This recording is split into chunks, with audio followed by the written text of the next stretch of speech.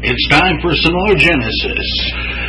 We were doing the Genesis of Genesis, the beginning, but now I guess we're doing the Exodus of Genesis, where we get into the patriarchs after the flood. Some folks speak of the primordial history and then the patriarchal history as if there were a big jump there, and in a sense there is, divided up by the flood.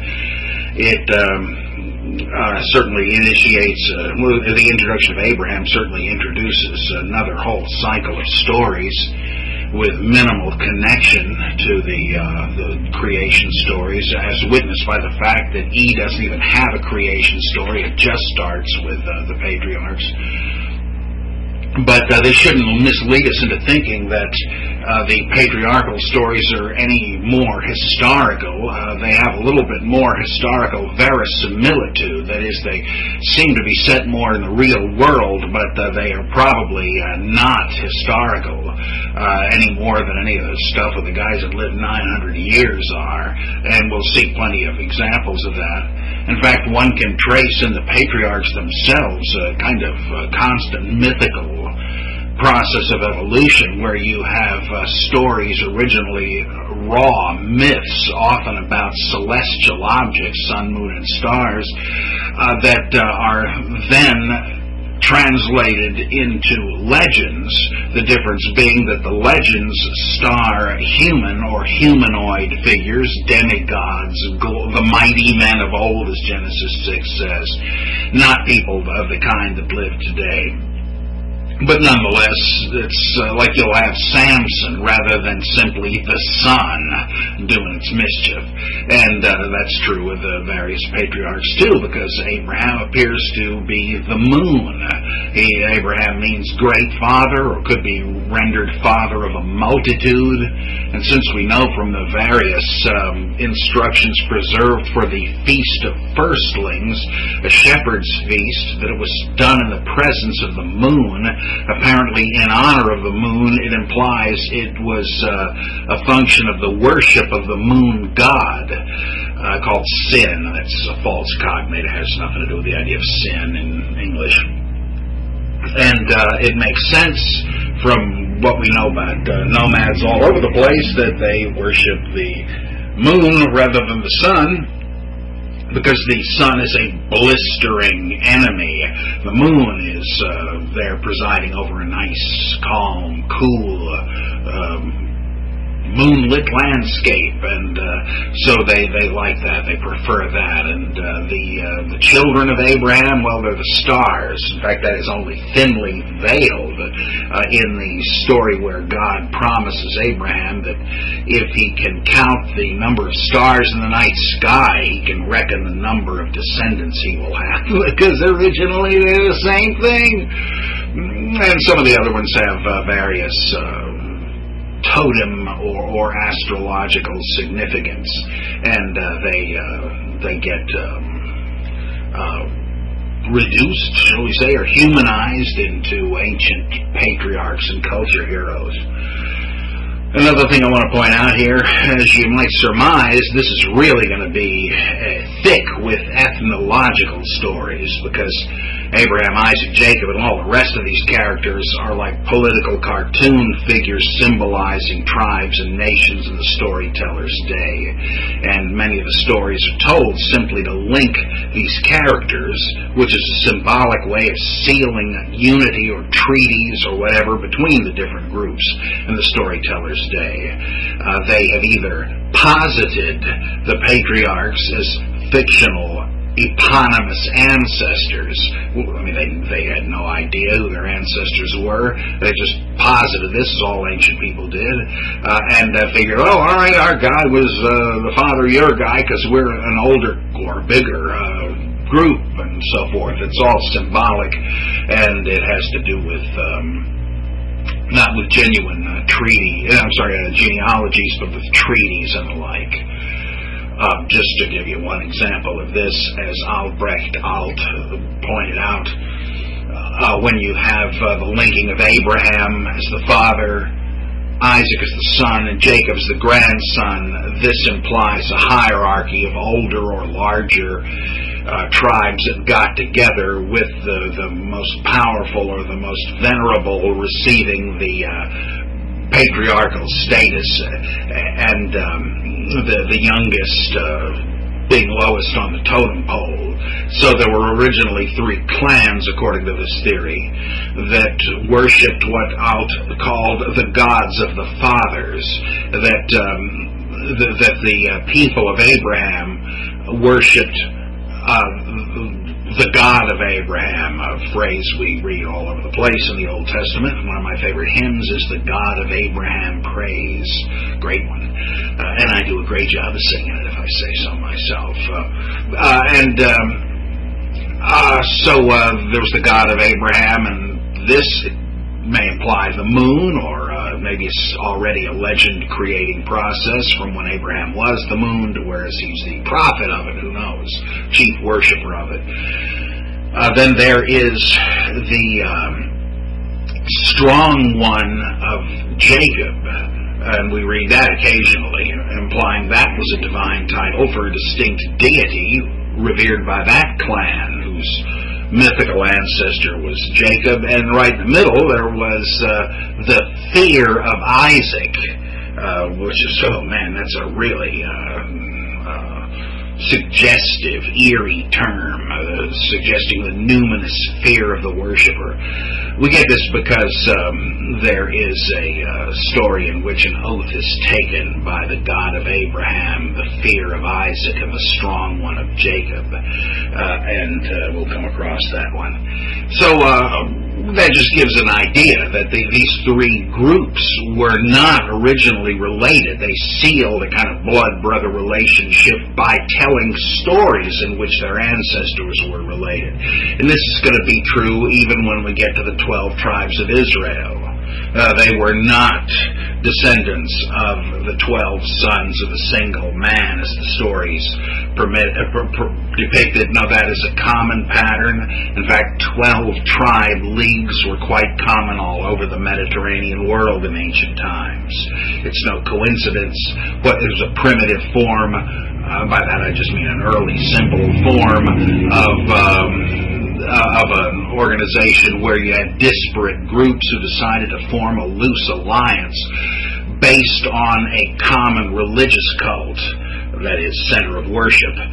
Each may have maintained their worship of whatever totem or god or ancestor they cherished, but they would posit a single overarching god, you might say a federal god as opposed to the local deities.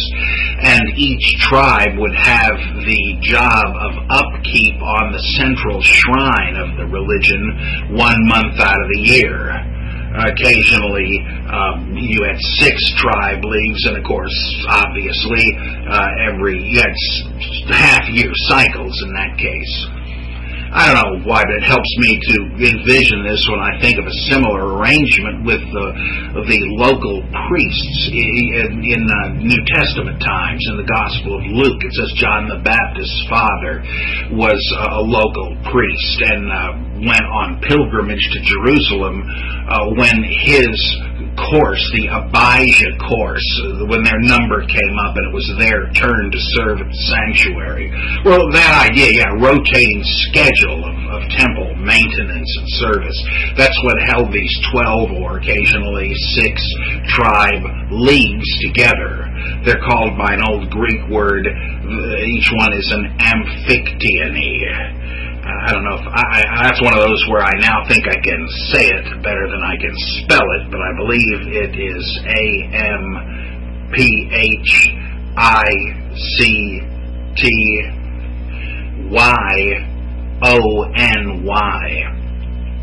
And a lot of scholarship has gone under the bridge about the amphictyonies. As with most once assured results of criticism, some now doubt this. I don't see any good reason to. And I'm not even sure on what basis anybody does doubt it, except to get a few articles out of it. My token of rock in the boat. Yeah, that's right. I go with that old-time religion of Gunkel and Wellhausen. Hallelujah. JEDP, that's the one for me. So, all right, with windy preliminaries, we can get right on into chapter 12 of Genesis with Abraham, or as it is in Arabic, Ibrahim. How can that be, you might wonder? Well, of course, all Semitic languages are based on roots that are clusters of 3 consonants. They may appear in any order, but they always have a kind of a root set of associations. And the vowels are negotiable. They vary from dialect to dialect. So, Abram, Abraham, Ibrahim, Avraham, take your pick. All right, so going to, well, actually, I guess we're at the end of, we got to look at a little bit of, well, I'll tell you what, let's go back to chapter 11, verse 10, after the Tower of Babel. The following, I'm reading from Theophile Meek's translation of Genesis from the Bible in American translation. This is the priestly material. The following are the generations of Shem. When Shem was 100 years old, he became the father of Arphaxad. 2 years after the flood. Shem lived 500 years after the birth of Arphaxad and was the father of other sons and daughters. After living 35 years, Arphaxad became the father of Shelah. Arphaxad lived 403 years after the birth of Shelah and was the father of other sons and daughters. After living 30 years, Shelah became the father of Eber. That's the root of the Hebrews, Eber, supposedly. Shelah lived 403 years after the birth of Eber and was the father of other sons and daughters. After living 34 years, Eber became the father of Peleg. That's not Peg-leg, the pirate, but Peleg. Eber lived 430 years after the birth of Peleg and was the father of other sons and daughters. After living 30 years, Peleg became the father of Ru, as in Reuben. It's half of that name. Peleg lived 209 years after the birth of Ru and was the father of other sons and daughters. After living to 32 years, Ru became the father of Serug. Another nice biblical name if you're about to have a kid and like a biblical name. Ru lived 207 years after the birth of Serug and was the father of other sons and daughters. After living 30 years, Serug became the father of Nahor. Serug lived 200 years after the birth of Nahor and was the father of other sons and daughters. After living 29 years, Nahor became the father of Terah. Okay, now we're getting close. Nahor lived 119 years after the birth of Terah and was the father of other sons and daughters. After living 70 years, Terah became the father of Abram, Nahor, and Haran. All right. Of course, Haran is a place name also. Now, zero in a little more on this branch. The following are the descendants of Terah. Remember, this is classic P stuff. The generations of the descendants of. Terah was the father of Abram, Nahor, and Haran of Lot. Haran died during the lifetime of his father Terah in the land of his birth, the Chaldean city of Ur. Abram and Nahor both married, the name of Abram's wife being Sarai, and that of Nahor's Milcah, the daughter of Haran, the father of Milcah and Jizcah. And I guess I owe it to you to tell you that 27b through 30 are a brief bit of J.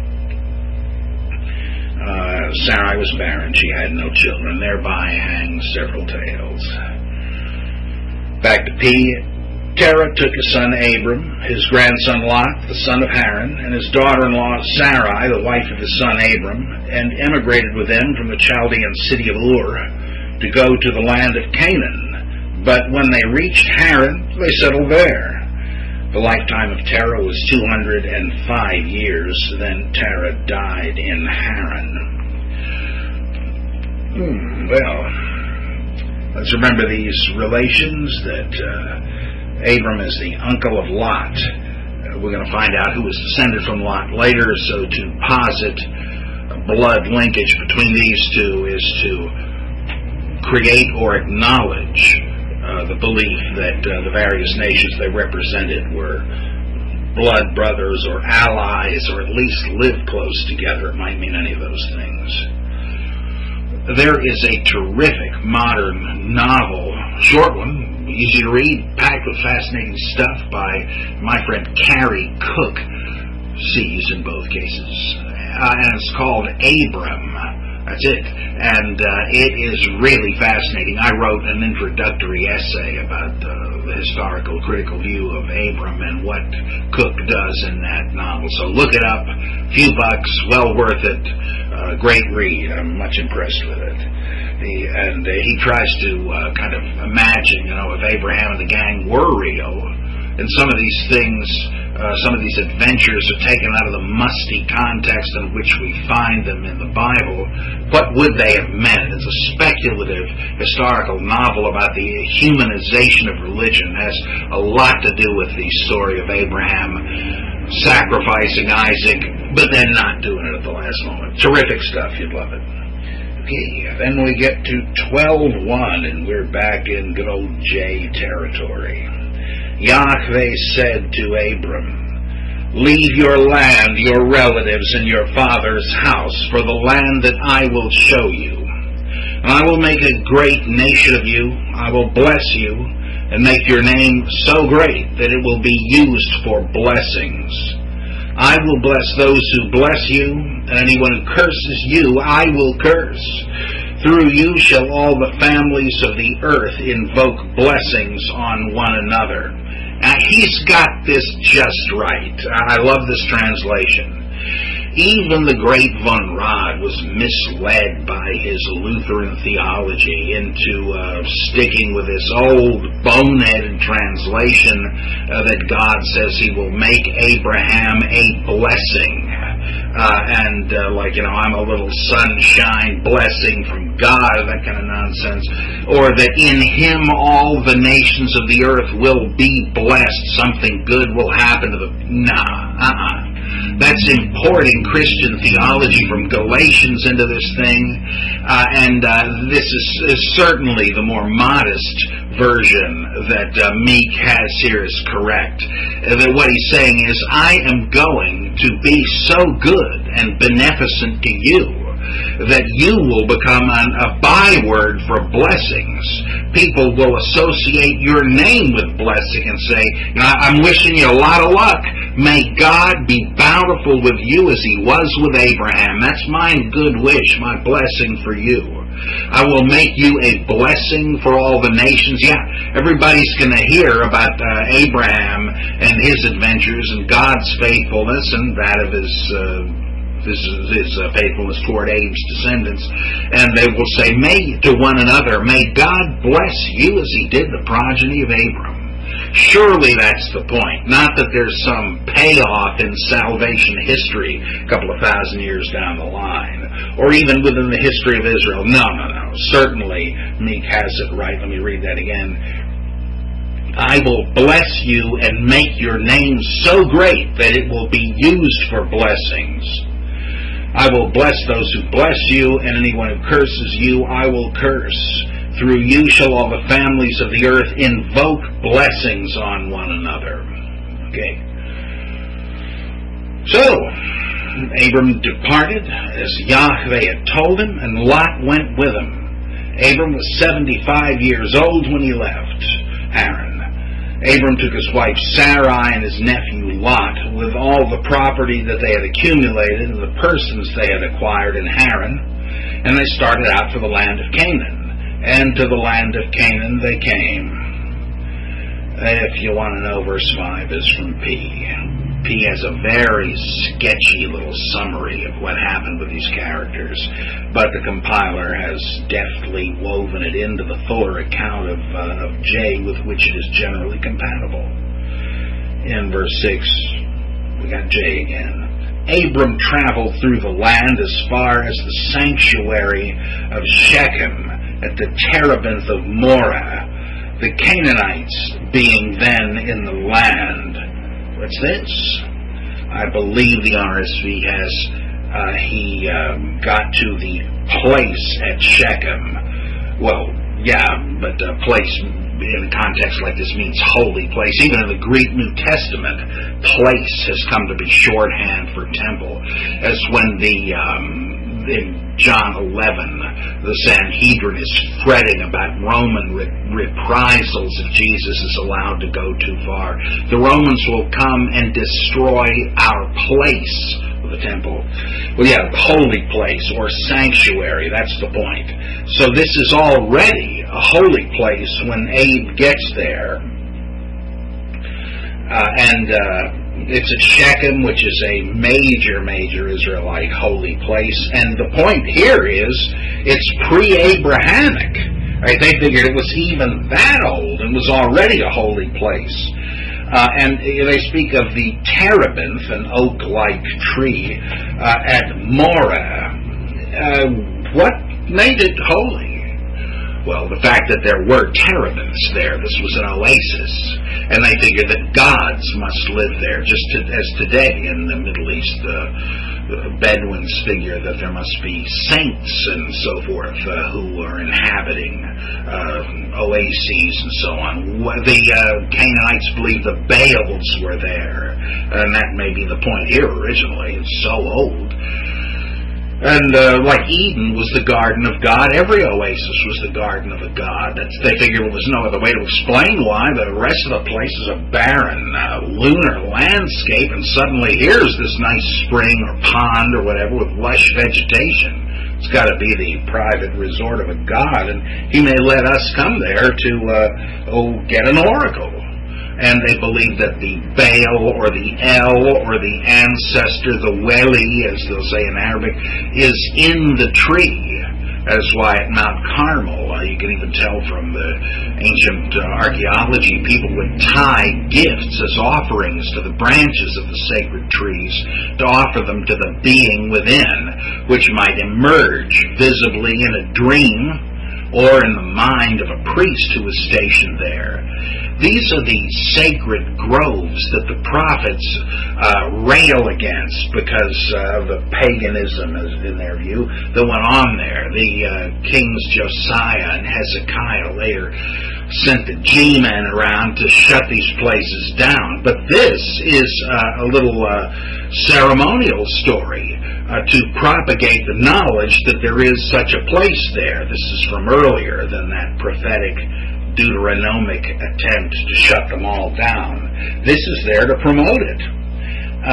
It's already a holy place, but it doesn't hurt its credibility among Jews and Israelites to say that Abram went there, like in New Jersey or New England somewhere. You got like in Morristown, you got plaques in old inns. Washington slept here, same thing.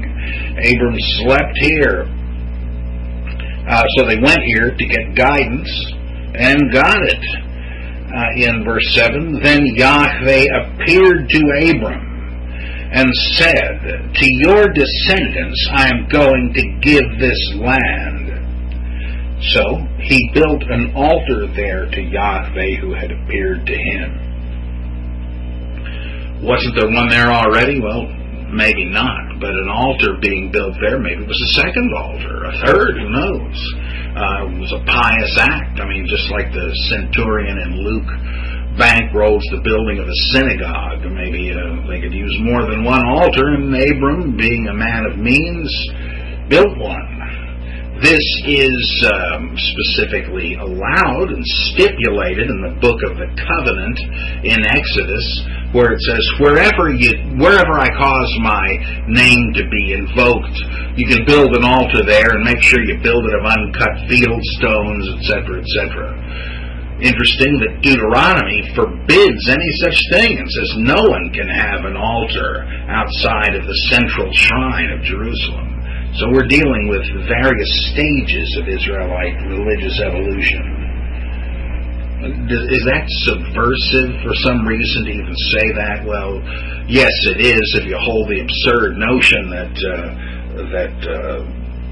everything in the priestly code in the book of Chronicles was already told to Israel by Moses and that they were already monotheists. That's just hopeless anachronism. Let me show you how hopeless it is. this note in verse 6, the Canaanites were then in the land. You see what that means, don't you? Now, if you adopt the biblical schema whereby the Canaanites were kicked out of the land, I mean, that's already a later Deuteronomic sort of an imposition, assuming that the Hebrews themselves were not merely one more group of Canaanites who would always live there, which is the truth of the matter, assuming that all the remaining polytheism in Israel is a result of syncretism with alien pagans. That's just a fiction. It's just the earlier stage of their own religion. Well, if you assume that, though, that Israel came in from outside and displaced the pagan Canaanites, well, that's already far after the facts. But notice this says, from that standpoint, that what happened with Abram was happening way back when the Canaanites were in the land. And when was Moses supposed to live? When the Canaanites were still in the land, right? He hadn't led the Israelites out of Egypt into the land. The Canaanites were far from being expelled even after Joshua's fictive blitzkrieg. But even according to the fictional timeline, the writer here certainly never had a thought of Moses being the author of the text we're reading. He cannot have written, this happened way back when the Canaanites were still there. I mean, that's future to Moses. And so this is, just you got to keep these things in mind. If you say Moses did not write the book of Genesis, you are more of a literalist than the fundamentalist who thinks he's just taken it literally because the Bible never says Moses wrote Genesis. Gross confusion. Okay, what does Yahweh say to Abram? To your descendants I'm going to give this land. Now, it wasn't obvious that his descendants would live there. I mean, he is moving there, and I guess this could be taken as a guarantee. Well, don't worry. This will be yours in perpetuity. Now, later on, we're going to have a redactor trying to harmonize this with the originally completely alien notion of an exodus out of Egypt and so on. But here, it's the earlier, simpler form that shows, yes, these stories are land claims, just as they're used today, that Israel, the descendants of Abram, have the right to this land. Of course, this does not envision competing groups of Abrahamites vying for the land, right? The Arabic Palestinians would say they're the sons of Abram too. So this is not, pro-Israel against anybody else. This just keeps it in the family. But it must have been asserted against some rival claim. All right, another one where they hit another sanctuary. In verse 8, from there he moved on to the hills east of Bethel and pitched his tent with Bethel on the west and Ai on the east. If you know your Bible, you know that Jacob is going to have a major vision of God at Bethel, and that is itself a foundation story they must have used centuries afterward when Jeroboam set up a temple at Bethel. Ai is in place destroyed by Joshua, ostensibly. Okay, he's out in the vicinity of Bethel. There he built an altar to Yahweh and called upon the name of Yahweh. That is, he prayed, "O Yahweh, attend this sacrifice." And then Abram set out, continuing on his way to the Negev. Why is this in there? Well, I just told you. It celebrates, it commemorates, it advertises the presence of another holy place, and Abram went there, so you might as well tell your travel agent you want to stop there too. This altar there. You can imagine yourself a pilgrim like the collector of the J material. You he'd go there and say to the priest, he was dozing in the afternoon sun, yes, my son, what can I do for you? Father, tell me, what is the origin of this place? Why is it especially sacred? He would say, why, don't you know? My son Abram stopped here. Yeah. That's where we got this. That's why this is worth mentioning to the Bible writer. He's just doing like the Brothers Grimm did. He's compiling all this information about the sacred spots. All right, not much happened here, but Father Abram did it, so let's put it in his itinerary. This is kind of like the itinerary of the Apostle Paul in the book of Acts.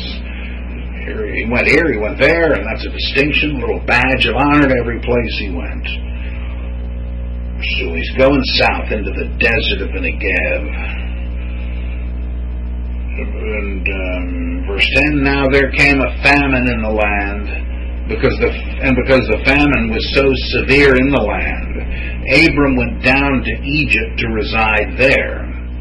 When he was on the point of entering Egypt, he said to his wife Sarai, see now, I know that you are such a beautiful woman, that when the Egyptians see you, they will say, this is his wife.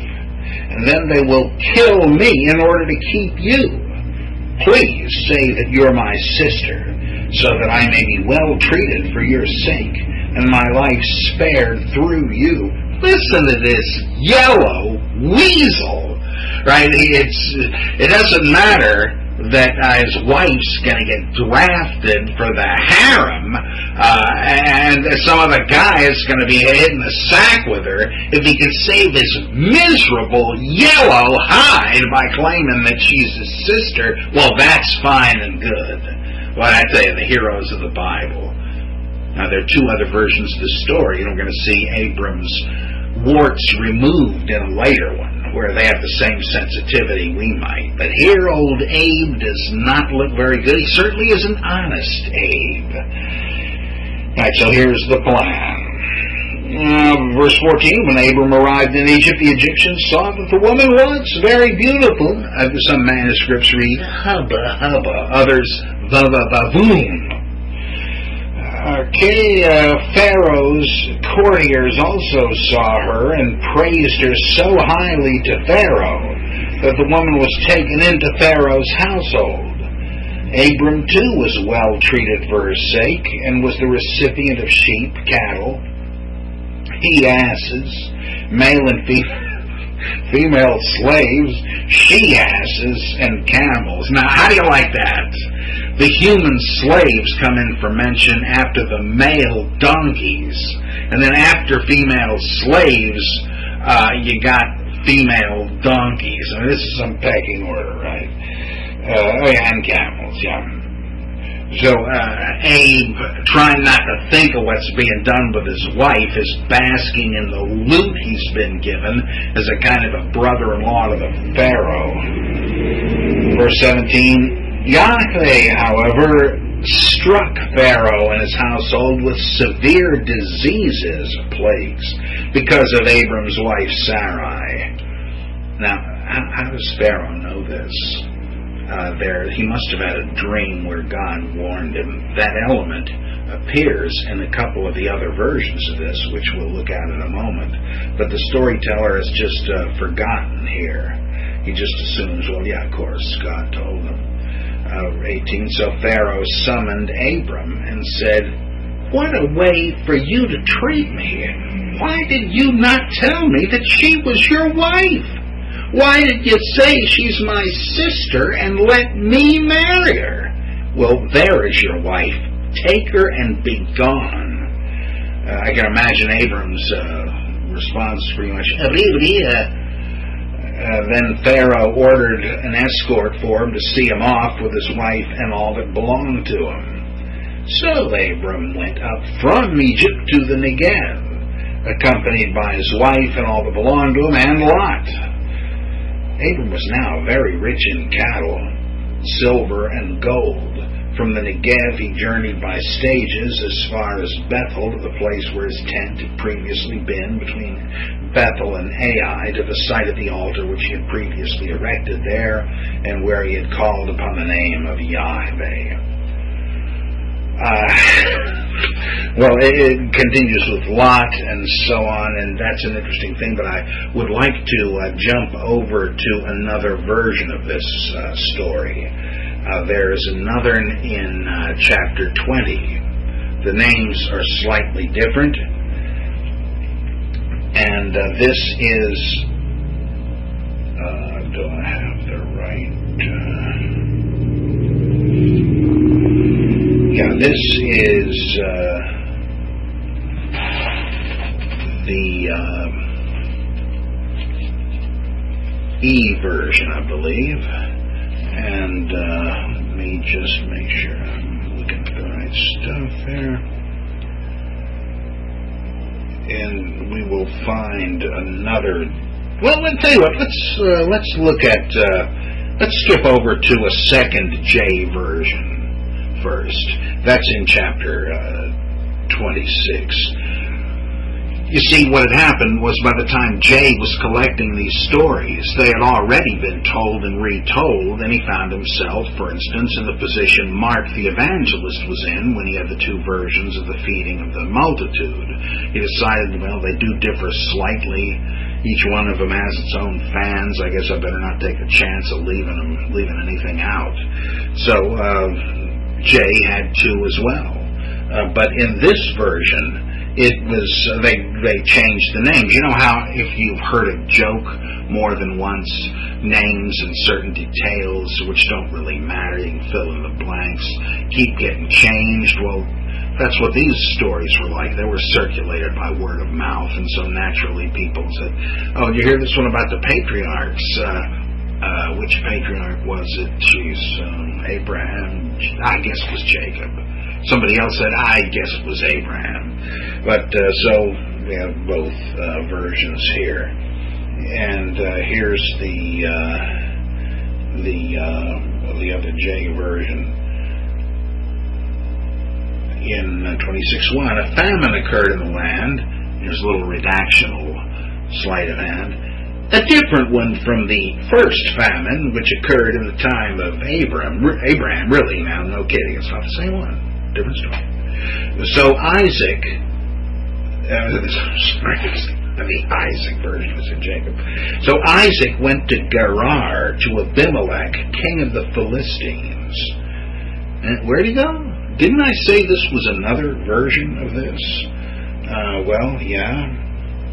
We have a Deuteronomic interpolation in the second half of verses 2 through 5, where we have an attempt to situate this in the perspective of the larger story, anticipating the promises of God to Abraham for numerous progeny and all that. But it's an editorial bit. The Lord Yahweh appeared to him and said, "Do not go down to Egypt. Settle in the land that I shall designate to you." Right? And why not Egypt? We'll try to disguise the identity of this story with the one we just looked at. "If you establish yourself as an immigrant in the land, I will be with you and bless you. For to you and your descendants I'm going to give this whole country, and so fulfill the oath which I made to your father Abraham.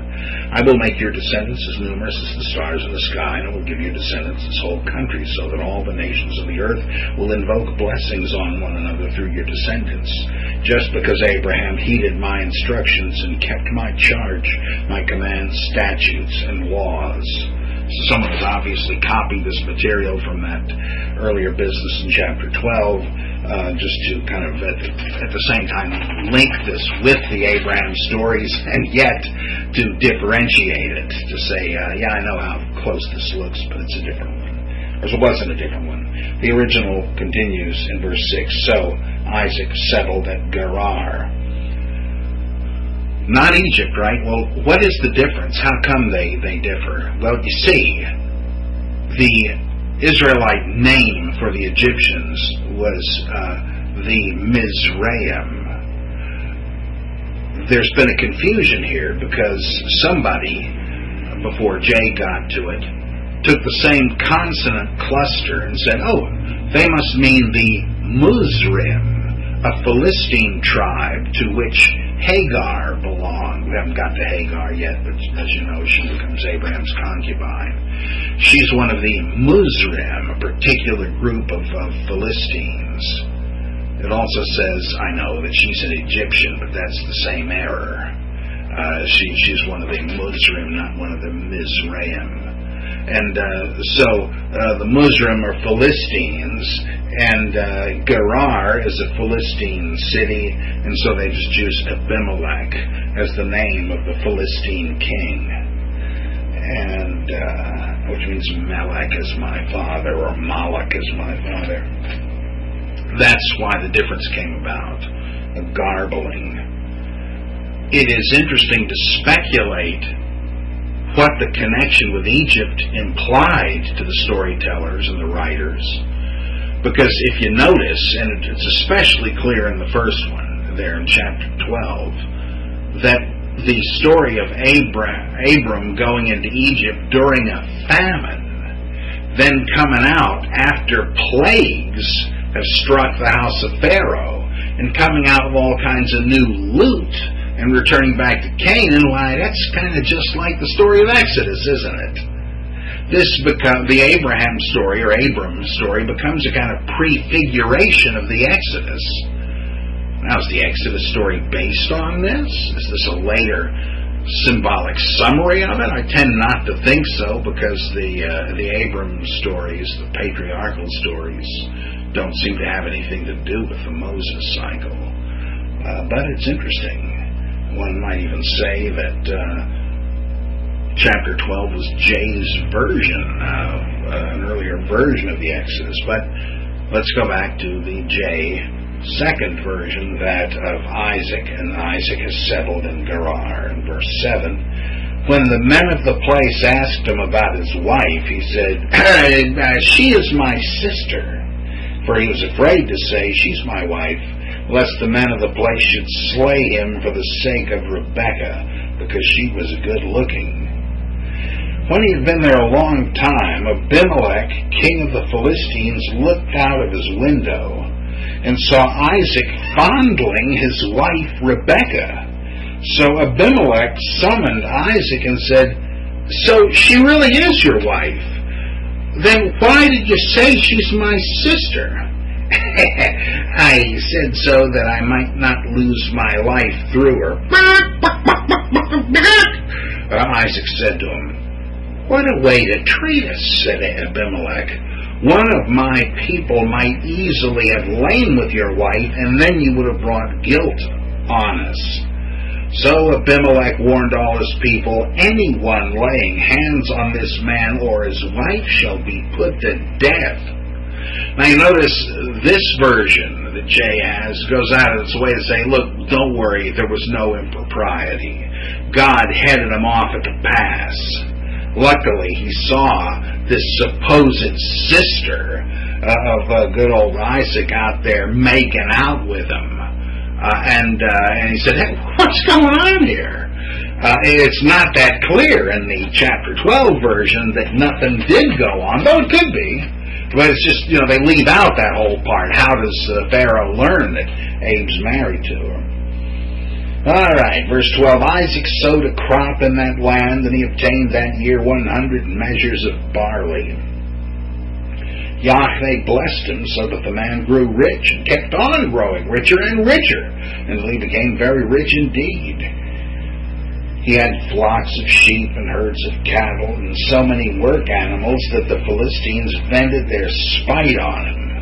All the wells which his father's slaves had dug in the time of his father Abraham, the Philistines stopped up and filled with dirt. Accordingly, when Abimelech said to Isaac, leave our midst, for you are much too powerful for us, Isaac left there, and camping in the valley of Gerar, he settled there.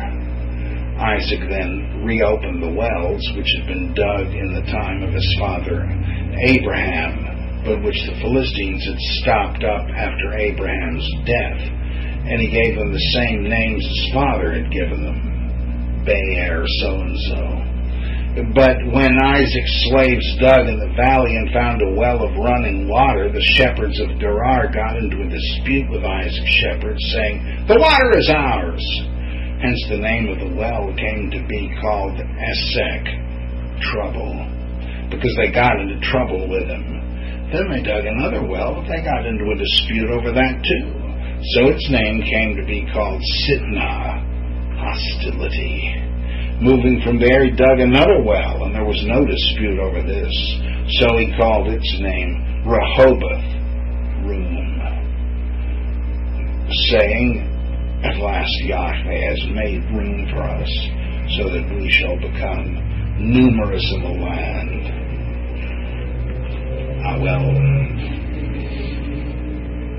What is all this business about the stopping up of wells and the reopening of older wells and so on? It hardly seems worth the trouble for spite's sake. But you see, we have a bunch of little etymological stories, just like we do with the Moses travels business. They called it this because they called it litter because somebody littered there, and so forth. All right, same story, obviously, in every detail. I just couldn't keep the names straight. Let's take a look at E's version of this.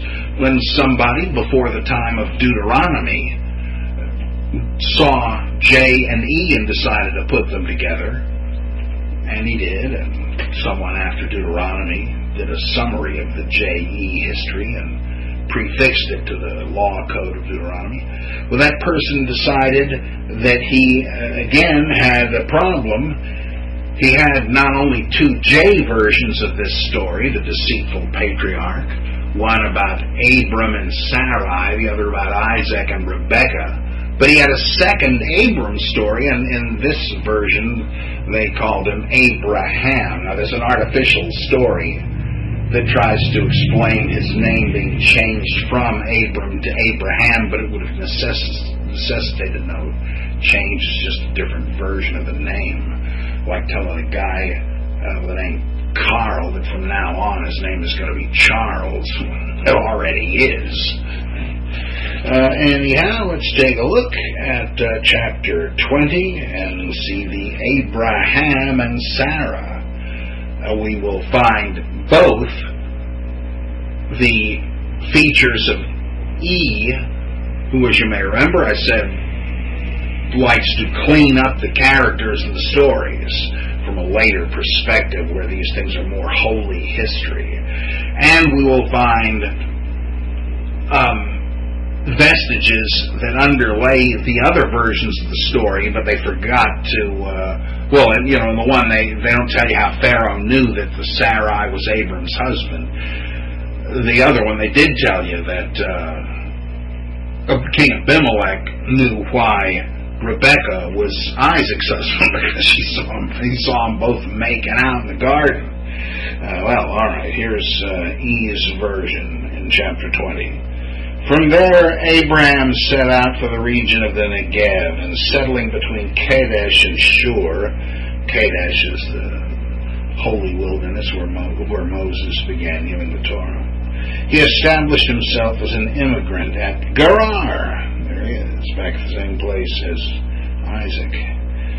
Since Abraham had said of his wife Sarah, "She is my sister," Abimelech, king of Gerar, had sent and taken Sarah.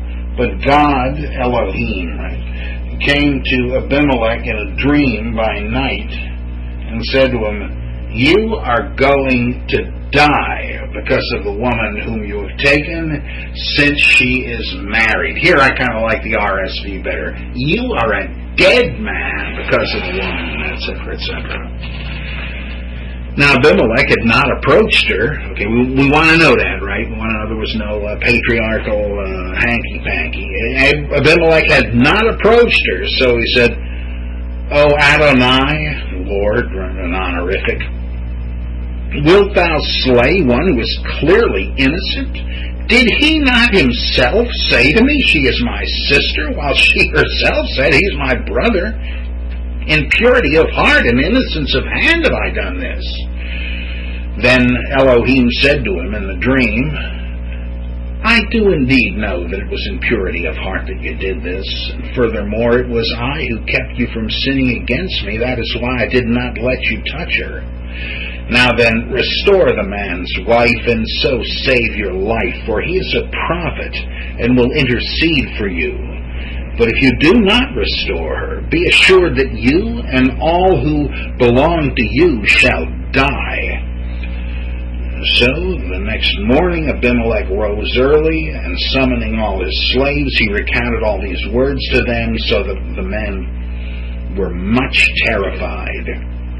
Abimelech then summoned Abraham and said to him, "What have you done to us? What harm have I done to you, that you should bring such a great sin on me and my kingdom?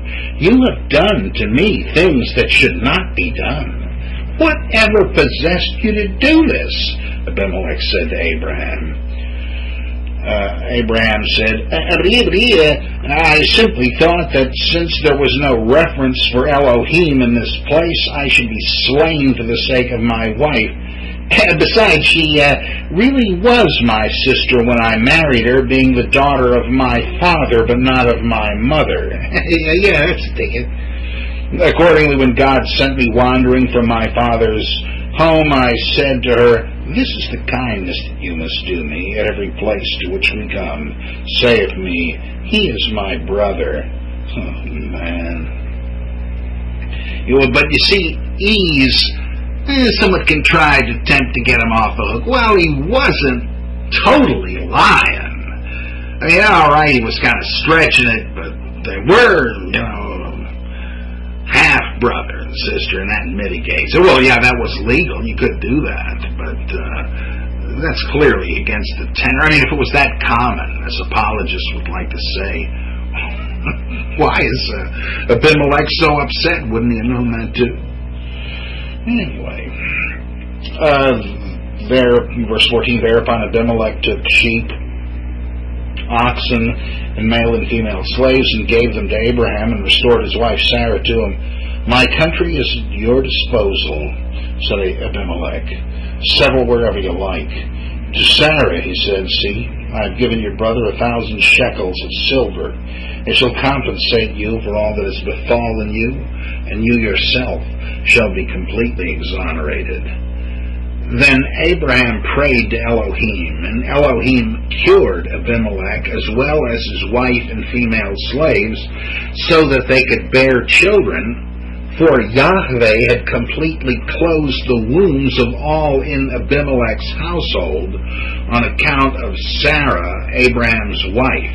Okay, there's a little J supplement to the story, explaining the urgency of this. This is a flashback. Well, no, I shouldn't say that. This is what's it called? I'm forgetting my narrative, my narratology here. I think that is called a paralepsis, where a case where you have a flashback to something you didn't originally tell. It's a flashback, but to something you didn't know already. There was, in other words, that God had slapped the plague on the Philistines, that women couldn't give birth. Now, where'd that come from? Well, I think that this is a garbled version of the stopping up of the wells. Here, it was the wombs that were plugged up. And somebody, I don't know Hebrew, so I don't know if there's any possible pun or verbal confusion there, but it's pretty clear to me that one is the equivalent of the other somehow. So, in both of the Isaac version of J and the Abraham version of E, we have the notion that there were that the king was the king of the Philistines, and his name was Abimelech. Is it supposed to be the same guy? Is this a name that they used in succession like Pharaoh was? Of course, Pharaoh isn't the proper name either. All the kings of Egypt were pharaohs. So this is a classic case of seeing how E tries to whitewash the characters a bit. It doesn't work that well, but We feel the same way as loyal Bible readers, right? We sort of hate to see some of the roguish and churlish behavior of these guys. But what do you want? These stories were told for entertainment as well as edification, and in a more holistic time, maybe they understood that the two were not incompatible. Okay, back to the first Abraham material, where we've got the suspiciously Exodus-like famine retreat into Egypt and return. We had Lot reintroduced, and this would be, he goes back to the place between the Negev and goes back to Bethel and Ai and so on. In chapter 13, verse 5, what about his nephew? Lot, of course you remember, was also the name of one of the Knights of the Round Table. Lot, who accompanied Abram, also had flocks and herds as well as tents. The land could not support them both, for their possessions were so great that they could not live together. Trouble arose, accordingly, between the herdsmen of Abram's stock and those of Lot's. The Canaanites and Perizzites were living in the land at that time. Once again, is it even thinkable that Moses wrote this, since they wouldn't be expelled till long after his time, so he cannot have written it. Verse 8, there simply must be no quarrel between you and me, Abram said to Lot, nor between your herdsmen and mine, for we are kinsmen. The whole land is open to you, is it not? Please part from me then. If you go to the left, I will go to the right, or if you go to the right, I will go to the left. Then Lot looked out and saw that the whole basin of the Jordan was well watered everywhere. This was before Yahweh destroyed Sodom and Gomorrah. You're going to find that in a couple of chapters. Because otherwise he wouldn't have made this diagnosis, right? The place is a salt desert where nothing can live. Oh, I'll pick that. No, of course it was in pretty good shape before God nuked Sodom and Gomorrah. So well watered everywhere, like Yahweh's own garden, that is Eden, and the land of Egypt in the vicinity of Zoar, that is, most of Egypt is a desert, so they're not comparing it to Egypt as a whole, just around Zoar, where, because of the Nile, it's very nice real estate. So, Lot chose the whole Jordan basin. Lot set off eastward, and thus they parted from each other. Abram settled in the land of Canaan, while Lot settled in the cities of the basin, the cities of the plain, if you want, same thing, extending his tents as far as Sodom. Now the men of Sodom were wicked, being great sinners against Yahweh. Oh boy, there's that ominous note. Now you notice Lot gets himself into trouble by saying, well, there's really nothing stopping me from taking the better land. What the hell, I'll take it. He should have deferred to Uncle Abe. But instead he says, yeah, I'll take the best. Little knowing that he was asking for a heap of trouble because he was there and not somewhere else, as we'll see. As he's getting cheek by jowl with those of Sodom and Gomorrah. There's a great little sermonette on this same idea in The Shepherd of Hermas, which you can find in a nice, vibrant translation in the pre-Nicene New Testament, which talks about the allure of the world and the compromises religious folks make living in it. And the angel of repentance says to Hermas, Suppose you've got a lot invested in this world. It's really a foreign land for you. You're a citizen elsewhere. Suppose the call goes out for all citizens to return. You're going to be a traitor and stay here because you've got all these goodies here? Or can you travel light and heed the call? Ooh, that's a goodie. That's in Lot is a good example of that. As we'll see. Okay, in chapter 13, verse 14.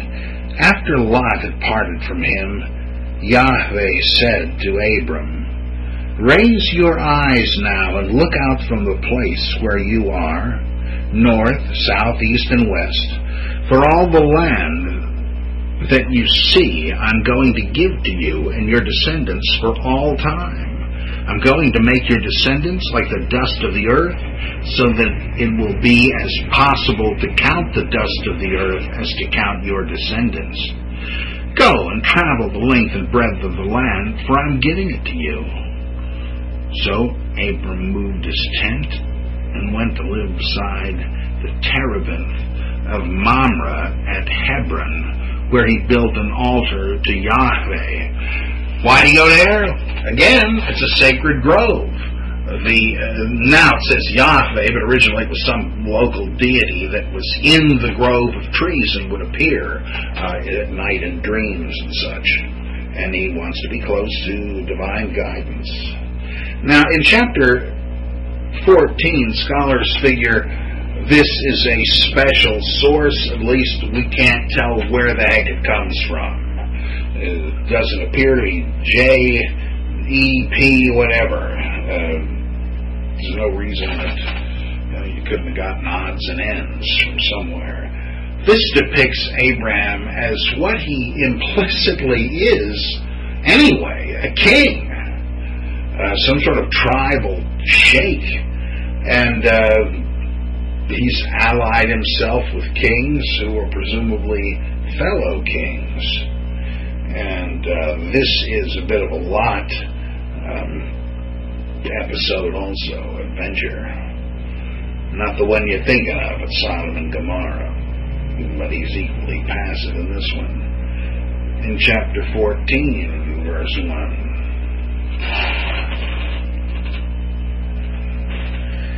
It was in the time of Amraphel, king of Shinar, now that's the big plain of Babylon, Arioch, king of Elasar. You might know the name Arioch from Michael Moorcock novels. He has a demon named Arioch, one of the dukes of hell.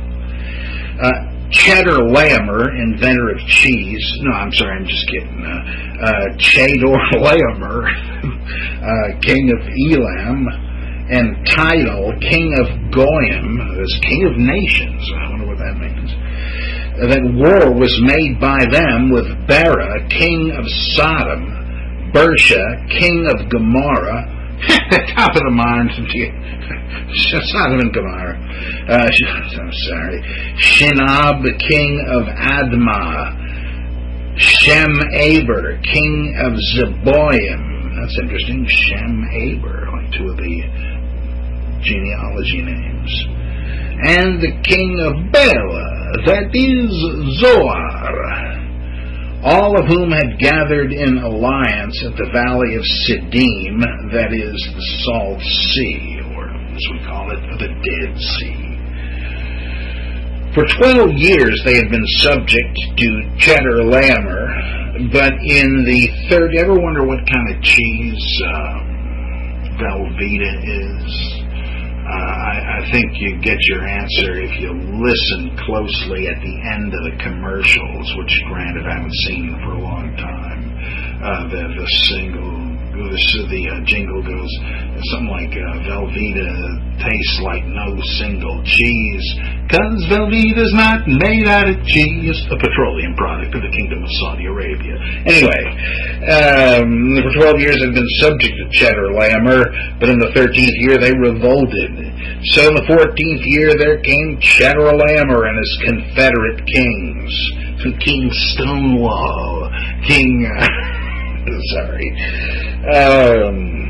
they crushed the Rephaim at Ashtaroth, and Carnaeum, then the Zuzim at Ham, the Emim, had an anti-Emim myself once, at Shava and Kiriathaim, and the Horites, in the highlands of Seir, that's Edom, penetrating as far as El Paran, which is close to the desert. Retracing their steps, they reached En Mishpat, that is Kadesh, and ravaged all the country of the Amalekites, and likewise that of the Amorites who were living at Hazazon Tamar. Therefore the king of Sodom marched forth along with the king of Gomorrah, the king of Admah, the king of Zeboim, and the king of Bela, that is Zoar. They drew up in battle array against them in the valley of Siddim, against Chedorlaomer, king of Elam, Tidal, king of Goyim, or nations, Amraphel, king of Shinar, and Arioch, king of Elasar. 4 kings against the 5. The valley of Siddim was so full of bitumen wells that on the flight of the kings of Sodom and Gomorrah, some fell into them, but the survivors fled to the hills. The victors captured all the goods and provisions of Sodom and Gomorrah and then made off. They also carried off Lot, the nephew of Abram, and his goods, since he was living in Sodom. Oh boy, I think there's a case of being in the wrong place at the wrong time. The Rephaim, that's interesting. These guys are elsewhere associated with the Nephilim and the 6-foot-tall giants. Love to know what else lay behind this story. Okay, verse 13. A fugitive came and told Abram the Hebrew, who was living beside the terebinth of Mamre, the Amorite, a kinsman of Eshcol and Aner, who were allies of Abram. When Abram heard that his kinsman had been taken prisoner, he called out his retainers, his household slaves, to the number of 318. Now, that's a hell of a staff. And went in pursuit as far as Dan. With his slaves, he fell upon them at night and defeated them.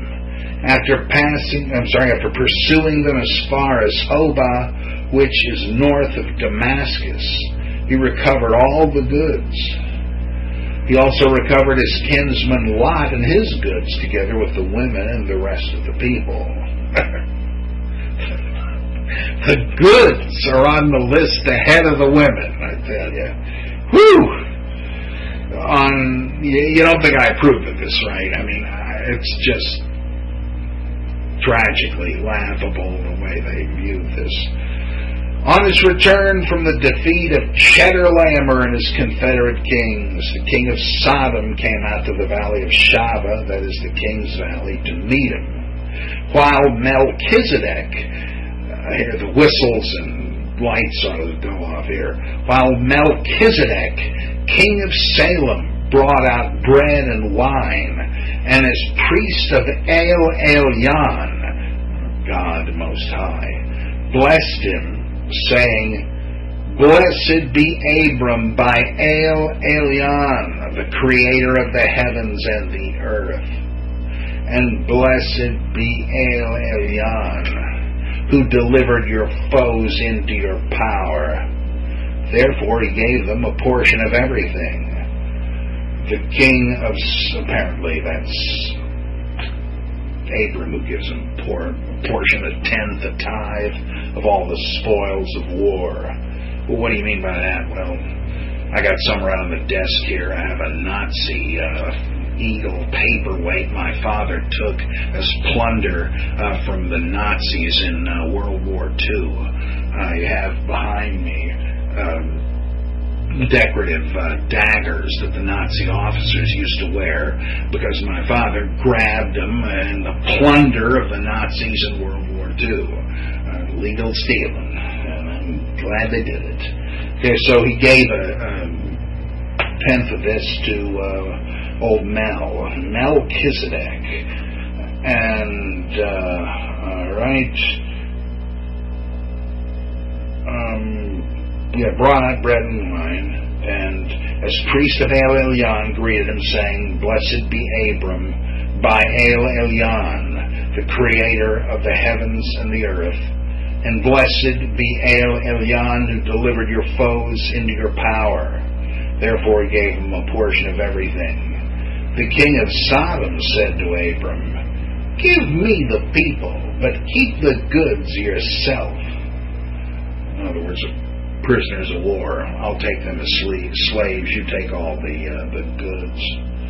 But Abram said to the king of Sodom, I have sworn by uplifted hand to Yahweh El Elyon, the creator of the heavens and the earth, that I would not take anything that belongs to you, not even so much as a thread or a sandal lace, lest you should say, It was I who made Abram rich.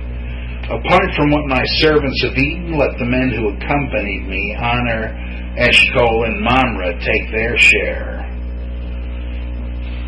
Why is the king of Sodom so odious to Abram? I mean, odorous, like the stank. I mean, odious, he was hateful.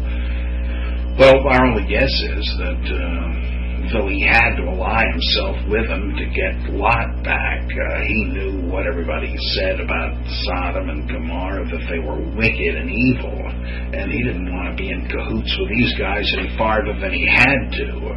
And he sure didn't want people thinking, oh yeah, Abraham's rich all right because he's at the largesse of that wicked king of Sodom. Look, I had to fight alongside you. I don't have to do this. So you keep your stuff. And, fascinating. Now, who's Melchizedek?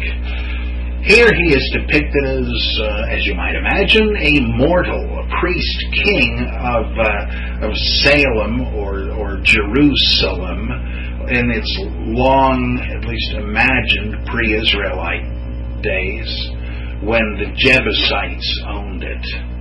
We hear a couple of different guesses as to who pried it out of their fingers. The book of Joshua said it was the Israelites in his day, but 1 Samuel, or 2nd, I suppose, says that it was David who pried it out of their midst. Who knows? No one can know, but one thing is interesting. Samuel also tells us that another king of Salem, the Jebusite king, was known as Adonizedek. That's interesting. It means they worship the god Zedek, or righteousness. That's when a righteous man is called a tzaddik. And the name, the throne name, Melchizedek, means Zedek is Melchi, my king. The name Malach for the god is the same thing. King. Malach, Milik, Melech, however you want to vowelize it. And Adonizedek, same thing. Zedek is my Lord, Adonai. And so they had these throne names dedicated to their god, Zedek. Now, Zedek has been interpreted here as being the same as El Elyon, the chief of the Israelite pantheon, the father of Yahweh, God of Israel. But here, as Margaret Barker ably argues in her great books, The Older Testament and The Great Angel, A Study of Israel's Second God, she argues that there was a Deuteronomic fusion of deities to come up with monotheism. But that originally, as we read in Deuteronomy 32, El Elyon, God Most High, is obviously the head of the gods of the Israelite pantheon. And there must have been at least 70 subordinate deities or sons of Elohim, because when God was deciding how to carve up the human race, he decided, okay, we need enough nations so that each of the sons of God will have one to worship. Who wants what? And it says Yahweh chose Israel as his portion. So he was one of many gods, but eventually they decided, no, not good enough. He is El Elyon, and it's pretty obvious here. Somebody had already done the same thing with Zedek, who remains a Jerusalemite god, one of the Hebrew pantheon, as later in one of the Psalms it says that justice and peace will embrace and kiss. That's a god and a goddess in Jerusalem. One of these, Zedek. So we've got all kinds of interesting... Now this is syncretism, right? That the Israelites worshipped Baal and Astarte, whose name is given as one of these cities is her namesake, Ashtaroth. Means plural of Astarte. Means there were a lot of altars to her there. The syncretism was saying that Yahweh and El Elyon were the same God, not saying that you should worship Baal alongside Yahweh. That was originally the same religion. Now, what happens to Melchizedek? We read about him in the letter to the Hebrews that he's an immortal. He has neither beginning nor end of days, has no father or mother. The writer says, like the Son of God, he has an indestructible life and lives forever. Whoa, where do you get that? Well, some would say, and this no doubt is one element of it, that since the passage we're looking at in Genesis 14 doesn't tell us whose son he was, they often say so-and-so, son of so-and-so, Joshua, son of Nun, etc. The fact that it doesn't say this or list any of his descendants, maybe somebody leaped to the conclusion that he didn't have any. To me, that is just the stupidest leap in logic anybody could have made. Rather, what you have to say, there's a tiny atom of truth to that. What they're really trying to get at, though, is that someone knew that there were all kinds of stories about Melchizedek as a heavenly being of some sort, a divine hero, a demigod, or whatever, and someone claimed to find a vestige of that in the mere fact that no genealogical information is given about him. But he must have been like Enosh or Seth or Abel in the Mandean sect. They were great heavenly revealers and angels, because Melchizedek certainly appears that way in the Dead Sea Scrolls and the Nag Hammadi texts and the letter to the Hebrews. So this is probably just the tip of an iceberg. But this story is very important. Not just because of the Lot thing, it isn't all that important for that reason, but it's important because it is the story that seals the deal on the Deuteronomic streamlining of the pantheon, making Yahweh and El Elyon the same God. Not everybody accepted that, and popular religion just wouldn't be pushed around. Just like there were always Catholic holdouts that said, look, I don't care if they do say I can eat meat on Friday now, I'm still not going to do it. And I don't care if they do say that Saint Bingo is not a saint anymore, I'm still praying to him, and so on. In the same way Margaret Barker argues that some Jewish Christians understood Jesus to have been a theophany on earth of Yahweh, and that when he was praying to his heavenly Father, that was El Elyon, and that this all just presupposed that people had not let go of ancient Israelite polytheism. The priests and all did, but on a popular level, probably lots of folks never did. Very interesting, extremely interesting theory. Okay, now verse 15, where we have an E story, and you will recognize this as another version, or as Robert Alter would say, a type scene, another variation on the same theme as when Moses went to Midian and saw the women at the well and wound up marrying one of them and went to work for his new father-in-law and so on. Here's 1:15:1. After these events, the word of Yahweh came to Abram in a vision. Do not be afraid, Abram. I am your shield. Your reward shall be very great. But Abram said, O Lord Yahweh, what canst thou give me, seeing that I am childless, and that my heir is a Damascene, Eliezer. There was a Syrian from the city-state of Damascus. Since you have given me no posterity, my household slave will be my heir, said Abram. But there came to him this message from Yahweh, no such person. I know I said this is an E. According to my source here, it says that it is, but certainly got the name Yahweh on it. I'll have to look into that. No such person is to be your heir, but one born of your own body is to be your heir. Then he took him outside and said, Now, look at the sky and count the stars if you can. So shall be your descendants, he said to him. And he trusted Yahweh, who counted it to his credit. He said to him, I am Yahweh, who brought you out of the Chaldean city of Ur to give my permission. To give you possession of this land. But he said, O Lord Yahweh, how am I to know that I shall possess it? So he said to him, now this kind of talk gets other people in the Bible in deep trouble. Right? Zechariah says to the angel Gabriel, he says, you say I'm going to have a son, I'm pretty old. It sounds suspicious to me. How can I know this? He says, you dare question me? Do you know who you're talking to? I am Gabriel. I stand at the ready to do the will of God in heaven, and you're questioning me? Well, he doesn't, luckily, God's in a better mood in this one.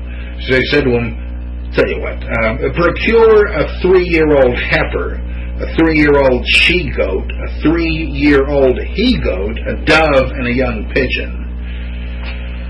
Procuring all these, he cut them in two, but not the birds, and placed the pieces opposite each other.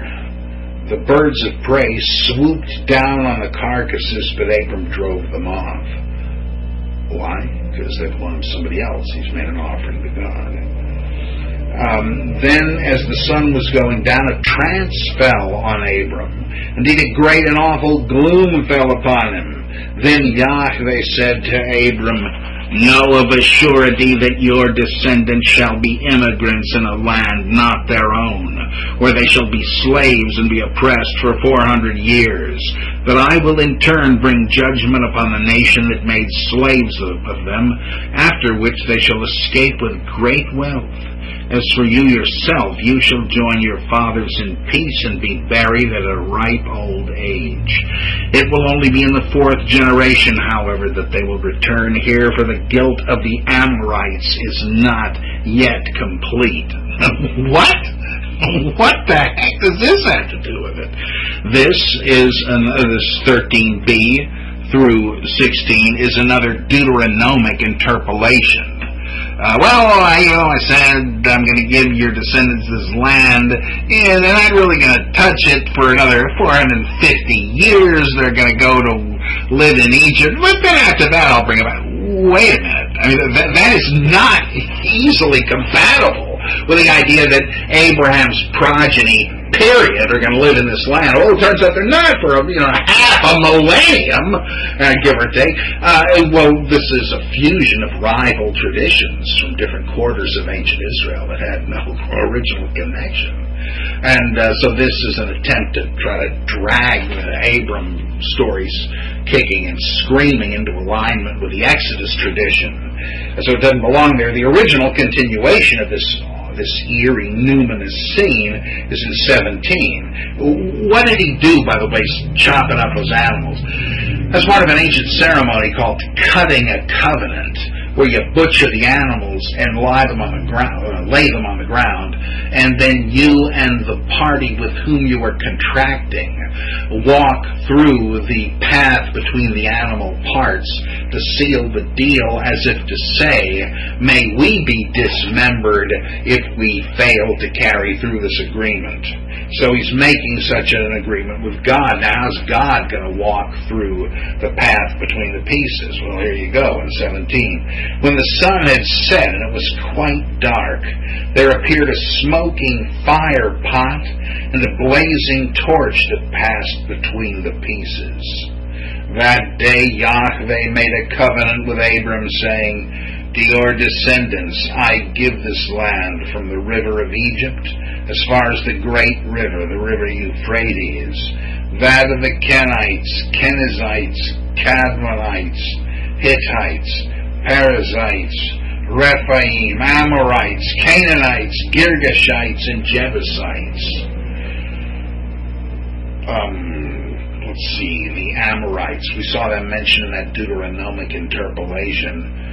The Deuteronomic author uses them simply as a synonym for Canaanites, but at any rate, all these people are going to be displaced in Israel, will be given their land. Why? Well, at the end of the interpolation it says, this is still going to take 400 years because the iniquity of the Amorites is not quite complete. In other words, I'm giving these bastards enough room to hang themselves. And when it gets to such an outrageous, intolerable degree, then I'm bringing in your descendants to kick their butts in punishment. So it's kind of shorthand, assuming you already know the Exodus and conquest stories. And most Bible readers do, so it's not that confusing. Okay. Abram's wife Sarai had borne him no children, but she had an Egyptian maid, really it should be translated a Philistine maid, a maid of the Musrim, whose name was Hagar. That little sentence is part of the summary of the priestly writer. Okay, now we go back to J, though we will have, again, a bit more P intersown. But J says, so Sarai said to Abram, seeing now that Yahweh has prevented me from having children, suppose you marry my maid. I might perhaps build up a family through her.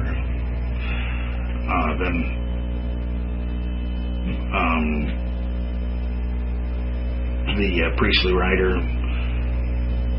Abram agreed to the suggestion of Sarai. So Abram's wife Sarai took Hagar. I imagine, by the way, that first sentence is still part of J, though it's not marked that way here. So Abram's wife Sarai took Hagar, her Egyptian maid. It was after Abram had been living in the land of Canaan for 10 years, and gave her in marriage to her husband Abram. Now back to J. He had intercourse with Hagar. What? Does the Bible say that? Well, yeah, it does, right? He knew her. Right? It's one of those 10 times or 11 times, I'd say, when knowledge means carnal knowledge, but obviously that's what it means.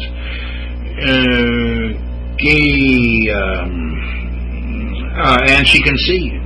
When she found that she had conceived, she looked with disdain upon her mistress. I conceived, you did.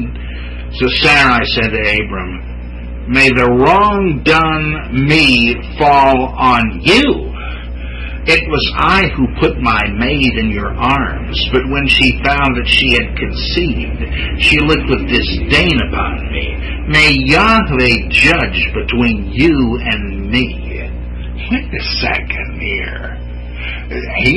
What did Abraham do wrong?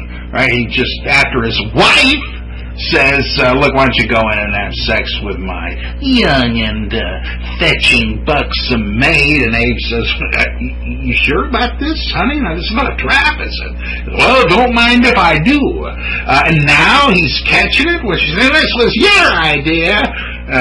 This is just hilarious. May Yahweh judge between you and me. Abe says, your maid is in your power. Abram said to Sarai, do what you like with her. Then Sarai treated her so cruelly that she ran away from her. Now, here's another picture of the ideal hero, Father Abram. Hey, look, get off my back. Yeah, sure, she's the mother of my child, but I don't give a damn. She's your chattel. Do what you want with her. Don't blame me. Boy, that's great. There's a stand-up guy. And Jay doesn't care. It's like a sitcom to him, of a hen-pecked husband. We're going to read a E version of this where he looks a bit better. But what happens to Hagar? Verse 7, the angel of Yahweh came upon her beside a spring in the desert, the spring on the road to Shur. In other words, to the reader, you know the one I mean. And said, Hagar, maid of Sarai, where have you come from and where are you going? That kind of implies he's in disguise. It's like Jesus showing up to the two guys on the road to Emmaus. Oh, what are you doing out here? As if he doesn't know. Which he does because God sent him. I am running away from my mistress Sarai, she said. The angel of Yahweh said to her, return to your mistress and submit to her authority. Further, the angel of Yahweh said to her, I will make your descendants so numerous that they will be too many to count. The angel of Yahweh also said to her, you are with child and are going to bear a son. You are to call his name Ishmael. In other words, El, heard or hears. Because Yahweh has heard of your ill treatment. He shall be a wild ass of a man, with his hand against everyone, and everyone's hand against him. He shall live on the skirts of all his kindred. In other words, he's not going to get along with anybody. This guy's not going to be domesticated. Even his own relatives, he can't stand to live near him, and they can't stand to have him live near him. So he's going to be like a wild man out in the desert. So she named Yahweh, who spoke to her, El Roy, which means a God who can be seen. For she said, I have actually seen Elohim, and am still alive after seeing him. That was how the spring came to be called Be'er Lahai Roy, the spring where one saw God and still lived. It is between Kadesh and Bered. So all of that is J, even though it's trying to explain an E name, an L name. It assumes that Yahweh and Elohim are the same, as did the Eden story too, right? The woman and the serpent referred to Yahweh as Elohim so as not to have them use the sacred name here. Well, this Yahwist story is trying to explain the name Ishmael, or in the Quran, Ismail. And it says, it's like, look, you're the son of Abraham. You may not be the one I had in mind, but I promised Abram that his offspring would be innumerable, and that includes you. So cheer up, don't worry. You're not going to die, and your unborn son with you. No. Your future, and it's going to be a bright one, actually. So go back, serve your mistress, submit to her, which apparently means listen, don't mouth off to her. She asked for it. I mean, Sarai's still cruel. The text even puts it that way. But the stupid Hagar, probably a 13-year-old girl, shouldn't have antagonized her.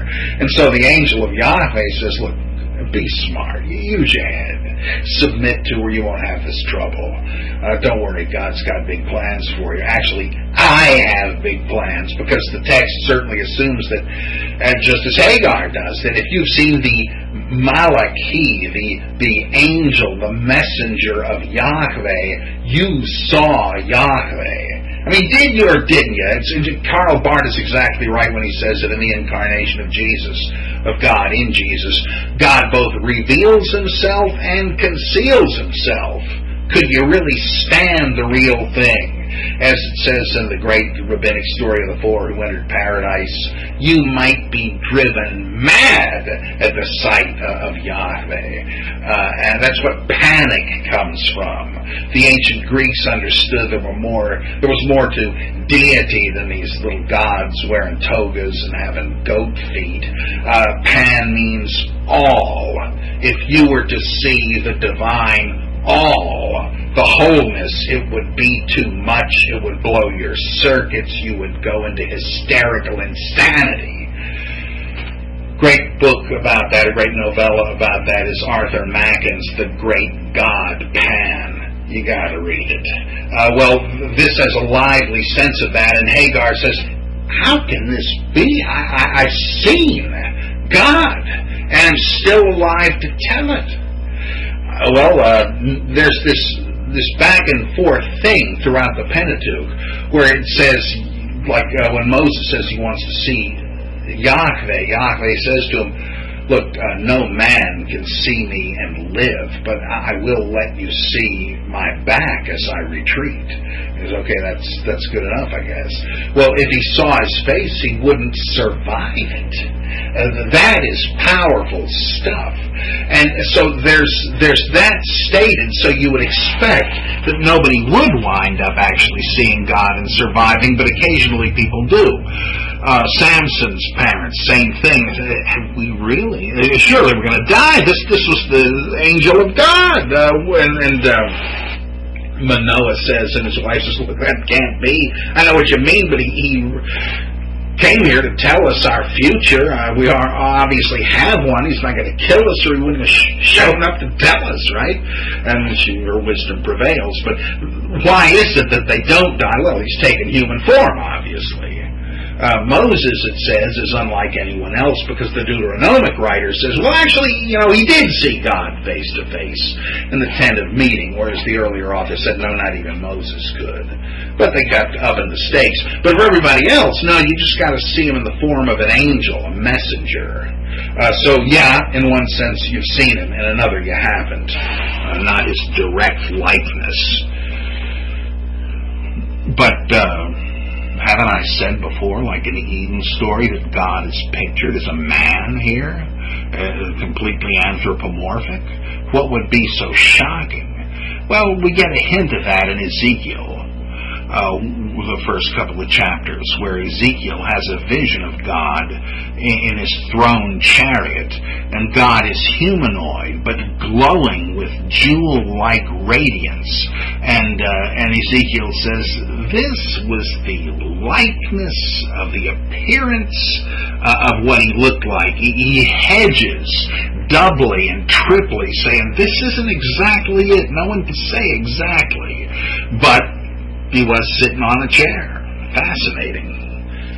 That itself may be a harmonization between these completely anthropomorphic passages and later thinking that is beginning to abstract God. And maybe what Ezekiel does is a kind of a scribal harmonization. Who knows?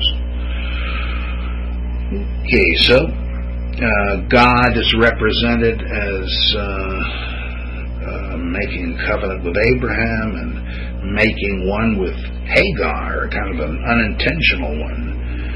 But, needless to say, the story was put about by people that regarded themselves as Ishmaelites and wanted to say, yes, we are the children of Abraham too. And that is the heritage claimed by Arabs and Muslims today because of this. I love the etymological notes here. Your son's name will be called Ishmael. Elohim hears, because he heard your plaintive cry. He isn't born in this one. It's funny that the E version of this has him already about 12 years old, and yet slips and refers to him as an infant. It's confusing. We'll get to it. But in that one, he's also called Ishmael, even though presumably he must have been named long since. But another one that's even better is this thing in verse 14. That was how the spring came to be called Be'er, that is well of, Lahai Roy, where one saw and lived. But that is not actually what it means. That is a pun based on a name derived from simple topography. Lahai Roy means the antelope's jawbone. What is that? Well, it is a declining ridge lined with boulders. It looks like an old jawbone with teeth. And they named the well that so they could give people directions to it. Gee, I'm really parched. Is there anywhere around here I can get water? And yes, you're in luck. Not far ahead you'll see a well next to this rise with the boulders, the well of the antelope's jawbone. Oh, great, thanks. Well, here somebody decided to make it a sacred name, and you could kind of juggle the consonants and come up with something else and say, instead of well of the antelope's jawbone, the well of one who sees and lives. Very, very clever. I tell you what that's like in English. This is so stupid, but so great. I love it. Back in the late 40s, so when they nuked Japan, the fundamentalists were saying, I tell you, this is the end of the world, because with the atomic bomb, it's just like what Jesus says in Mark 13. When you see the A-bomb in nation of desolation, etc., etc. Is it possible? Well, it is so clever. I love it, though, of course, it's bunk. It's just puns. And so's this. That's great stuff. This is a similar thing where they pump up the meaning of a similar place, the spring that is associated with a jawbone in one of the Samson stories. It's great. Don't you love the Bible? I mean, even all these weird things about it, they only enrich it and make it ever more fascinating. Okay, I mean, I don't care if you love God or believe in God, but you gotta love the Bible, come on. Okay. Well, next we get into an E story. Wait a minute. No, I'm sorry, this next is a P story. Earlier we had a version of an E version of the covenant that God made with Abram. Here is a priestly version. Let's see, and it begins in 16 verse 15 with a snippet of P's running summary, and then it slows down for an actual scene. So in 15, so Hagar bore a son to Abram, and Abram gave the name of Ishmael to his son whom Hagar bore. Abram was 86 years old when Hagar bore Ishmael to him. That sounds like it could have come right out of the Genesis 5 genealogy, right? It's the same kind of style. Okay, 17:1. When Abram was 99 years old, Yahweh appeared to Abram. I know that's the wrong name for this. I don't know if that's editorial tampering or what, but listen to the rest of it. Yahweh appeared to Abram and said to him, I am El Shaddai. Conduct yourself before me so as to be blameless, and then I will establish my covenant between you and me, and will make you grow more and more numerous. In other words, be fruitful and multiply. Here we got three signature marks of the priestly writer. El Shaddai, I will make my covenant between me and you. You'll be fruitful and multiply. Thereupon Abram fell on his face, and Elohim said to him, This is my covenant with you. You shall be the ancestor of a company of nations. Accordingly, your name shall no longer be called Abram, but your name shall be Abraham, from great father to father of many. For I am making you the ancestor of a company of nations. I will make you more and more prolific, and will make nations of you, and kings shall spring from you. I am establishing my covenant between myself and you and your descendants after you throughout their generations as a perpetual covenant, to be God to you and to your descendants. I will give you and your descendants after you the land in which you are now only an immigrant, the whole of the land of Canaan, as a possession for all time, and I will be their God. Further, God said to Abraham, you on your part must keep my covenant, and likewise your descendants after you throughout their generations. The covenant between myself and you and your descendants after you, which you are to keep, is this. You recognize the sentence structure, the prolixity. This is all the priestly writer. Every one of your males must be circumcised. You are to be circumcised in your foreskin, and this shall be the symbol of the covenant between you and me. At the age of 8 days, every male among you, from generation to generation, must be circumcised, as well as the slaves born in the house or purchased from any foreigner who is not of your race. Slaves, whether born in your house or purchased by you, are to be circumcised. Thus shall my covenant stand imprinted on your flesh as a perpetual covenant. If there is an uncircumcised male, one who has not been circumcised in the foreskin, that person must be cut off from his people, in that he has broken my covenant. God also said to Abraham, as for your wife Sarai, you are not to call her Sarai, but Sarah. I will bless her, and furthermore I will give you a son by her. I will bless her so that she shall become the mother of nations, with kings of peoples coming from her. Then Abraham fell on his face and laughed, saying to himself, can he who is 100 years old become a father? Or can Sarah at the age of 90 bear a child? So Abraham said to God, may Ishmael live in thy favor. But God said, no, it is a fact. Your wife Sarah is to bear you a son, and you are to call his name Isaac, which means, by the way, laughter, or he laughs.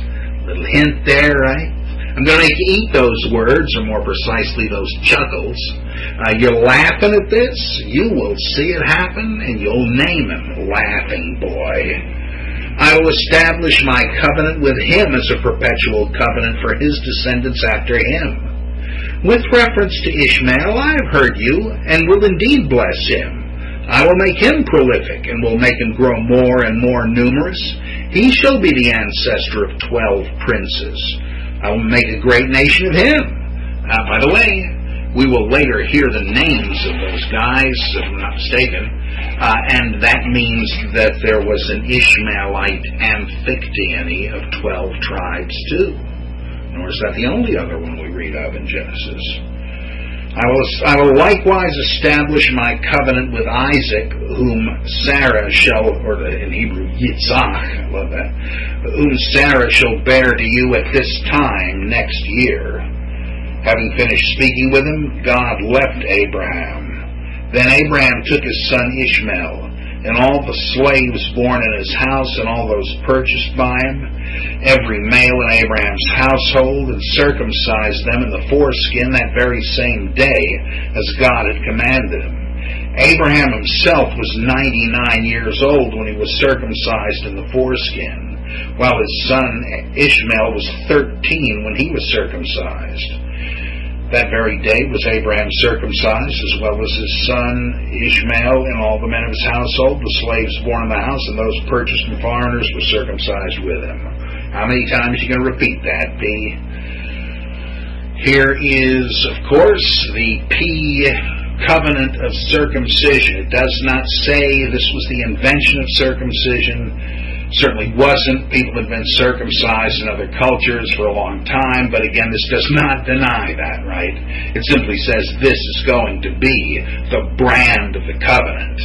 So, it certainly does not debunk anything here if you point out the widespread ancient character of circumcision. No, it's just that this is what we're going to do from now on. Now, why didn't Jay have that in any version of God's promise? Well, because in Jay, you remember, circumcision of infants is traced back to Moses in Zipporah and Gershom in Exodus chapter 4, not to Abraham. It's a substitute for infant sacrifice, so we don't have such a covenant story with in his source. I want to just comment, by the way, El Shaddai apparently should be translated as God Almighty. The skepticism here, where here is God in front of you, and you're laughing at what he says. I love that.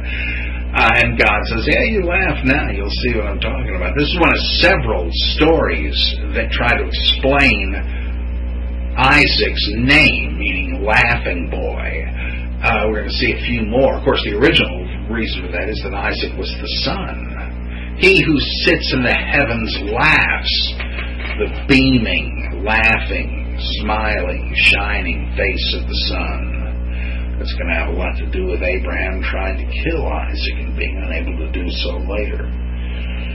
It's also typical of the skepticism in a miracle story. You find this all through the Gospels. Don't worry, she's not dead, she's just asleep. And they laughed him to scorn. You give them something to eat. Why, well, where are we going to find food for this crowd? Etc., etc. Skepticism highlights the miracle.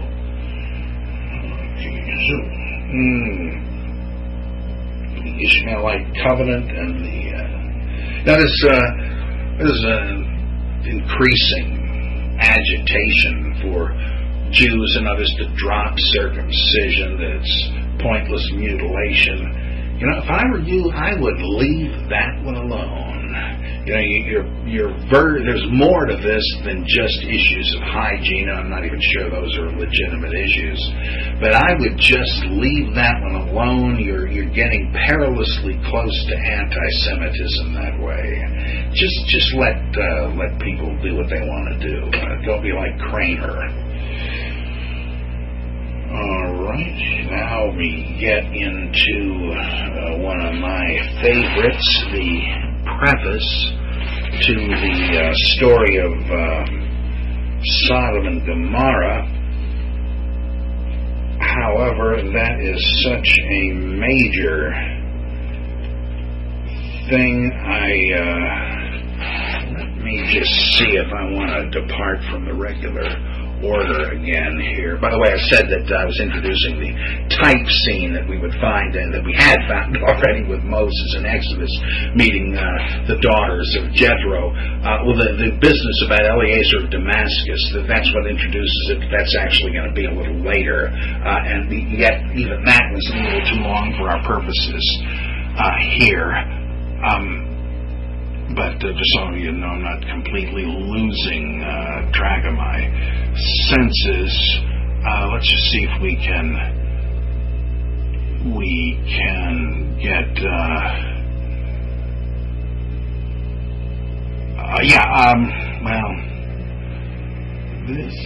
how about another one of these stories about the name Isaac.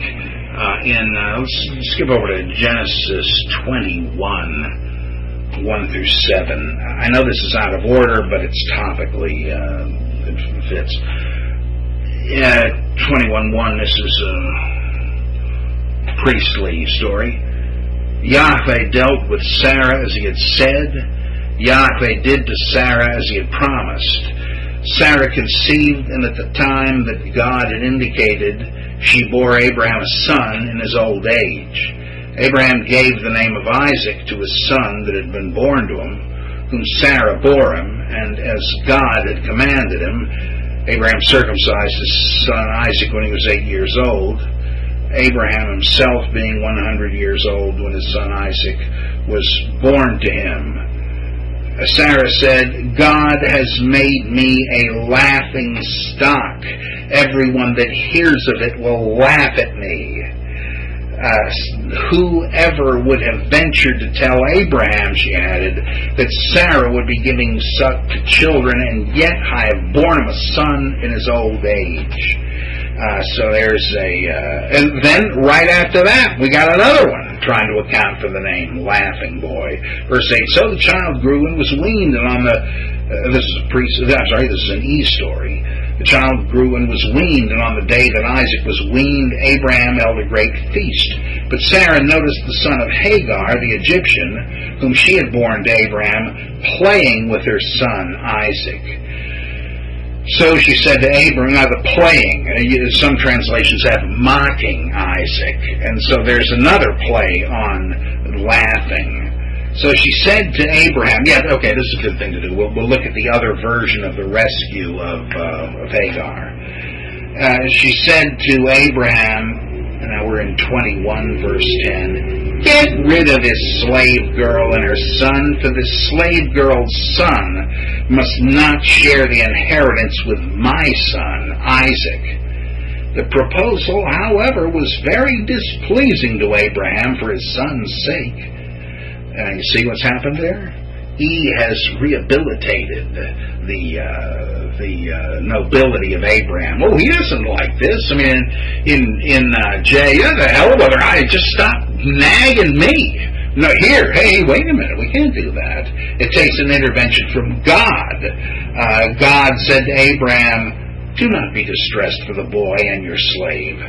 Follow Sarah's bidding and all that she tells you, for it is through Isaac that you are to have descendants bearing your name.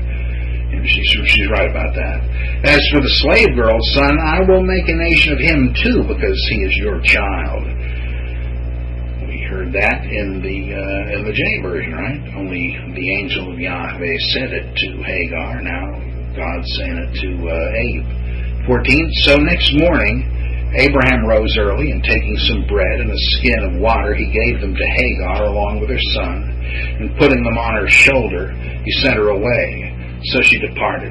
Or you could translate, putting him, Ishmael, on her shoulder as a baby, even though we've just heard he was 13 years old.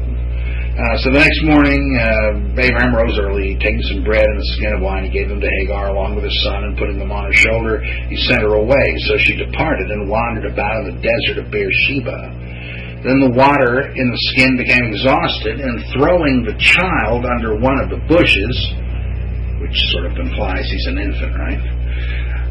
She went and sat down about a bow shot away. For, she said, I cannot bear to see the child die. So she sat down some way off and lifted up her voice in weeping. Elohim, however, heard the boy's cry. That's Ishmael, right? And the angel of God, the angel of Elohim, called from the heavens to Hagar and said to her, what is the matter with you, Hagar? Fear not. For Elohim has heard the boy's cry, even here where he is. Come, pick up the boy. In other words, he's in heaven. He rose to heaven, to his ears. Come, pick up the boy and hold fast to him, for I'm going to make a great nation of him. Again, this slippage. Who is this? Is this God or his messenger? Then Elohim opened her eyes, and she saw a well of water. Whereupon she went and filled the skin with water and gave the boy a drink. Didn't we already know she was wandering around in Beersheba, the well of Sheba? Somehow she had not noticed it. It might even imply God had prevented her from noticing it until the moment he wanted her to see it. Because she gave the boy a drink. So God was with the boy, and he grew up. He lived in the desert, and he became expert with the bow. He settled in the desert of Paran, and his mother got a wife for him from the land of Egypt. Or again, that's wrong. It should be from the land of the Mizraim, her Philistine ancestry. Okay. way Beersheba means well of the oath. So you see, here is Eve's version of Hagar and Ishmael and Sarah. And in this one, the boy is already, 12 or 13. And there's bar mitzvah age, as if they'd had that. So there's some confusion as to, you see, I think the confusion is because of the redactor trying to get everything in some sort of a sensible order. Ishmael should be a good bit older if he was just about to be born back in that earlier story, and he's trying to figure how long would this and that have taken. But the story itself presupposes that Ishmael is not that old, he's still an infant. In other words, it's just a doublet of that story in which he was still in the womb. He's not much older than that. But the placement implies he must be older, and that name thing where he laughs, he's ridiculing his half-brother Isaac. Well, oh man, what a mess, right? But that is not the only messy part of it, because we have just read how Abraham was over 100 years old and his wife was above 90, right? Now, does that set off an alarm? It should, I think, because we have in chapter 20 that Abraham story where let's see.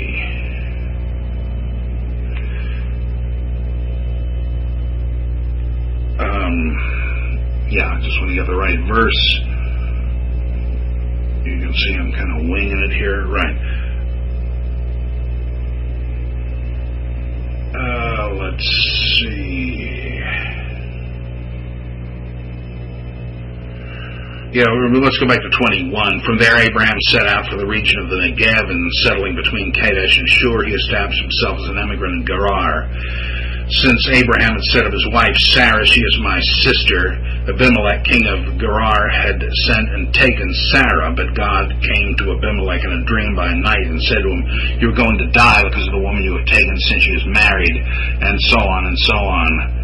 Let me get this straight. According to the chronology of this story, the way it is hammered together, she's got to be over 90 years old.